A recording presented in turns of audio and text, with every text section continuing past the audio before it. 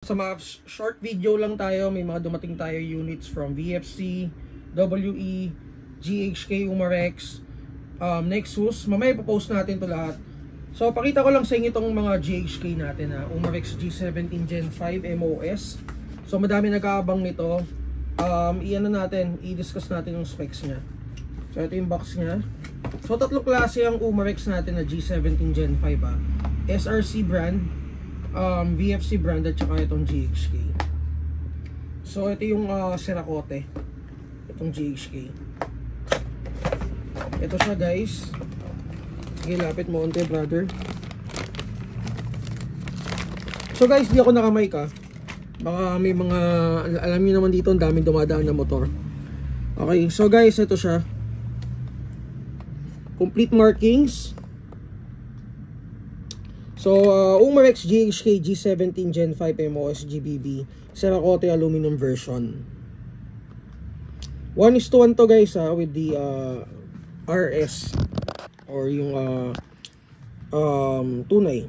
Okay, so officially licensed product siya ng Umarex Elite Force Glock.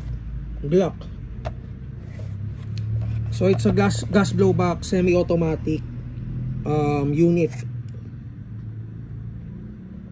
with complete markings. Ayan yung serial number niya, and then may serration siya dun sa front at saka sa rear. Naka-aluminum outer barrel. So comparing it with the other brands ng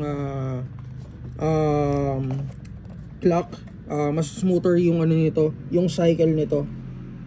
So naka-Cerakote finish na siya. Yung sights niya guys, naka U-type sights, Glock sights. And then meron siyang magazine na, ito pala, nakalagay na pala, 20 rounds. Okay, so may extra magazine tayo dito aftermarket. And then naka metal slide catch na siya, tsaka polymer magazine release. Ito yun guys. Teka. By the way, may kasama na rin siyang BB loader. Ito yung BB loader na kasama. Nandun lang sa may andito sa loob nito. So polymer din yung frame niya. Ambi slide release. Ito guys. So ambi yung slide release niya.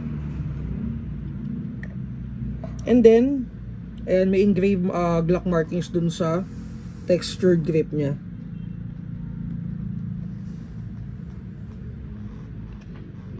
So comparing it with the other Glock units, ito talaga yung pinaka closest dun sa RS natin or sa real steel. So ito, may modular optic system na rin siya. And guys, ayun, meron tayong 10 piraso ng RMR plates. So kung naghahanap kayo and kung naiisipan nyong lagyan ng optic, teka, medyo maingay sorry guys hindi ako naka-mic.